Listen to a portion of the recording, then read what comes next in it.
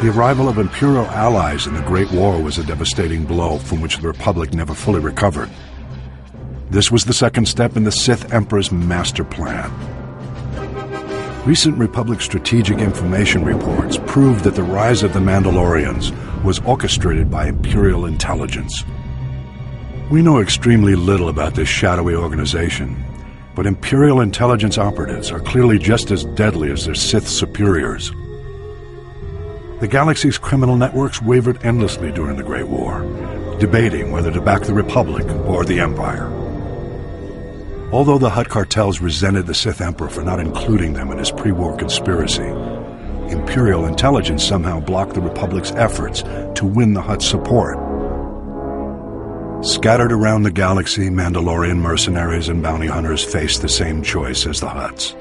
Some signed on with the Empire, but most remained independent. Imperial diplomats made repeated attempts to recruit the galaxy's most infamous bounty hunters, but were turned down every time. The Empire shifted its tactics. Mandalorian mercenaries and bounty hunters often fought as gladiators for money and glory, a mark of honor in the Mandalorian culture. Imperial agents used this to their advantage, infiltrating the most prominent gladiatorial arenas in the galaxy, as managers and sponsors, and even in some cases as gladiators themselves. The Imperial agents singled out a proud young gladiator to be their pawn. This young gladiator had always fared well in the arena, but with his new Imperial allies, his rise was accelerated to unprecedented levels. Rigging arena fights is not unheard of, but Imperial agents brazenly sabotaged the entire system by drugging their champion's competition. None could stand against him. The whispers of Imperial agents became cheers in the arena. Mandalore, Mandalore.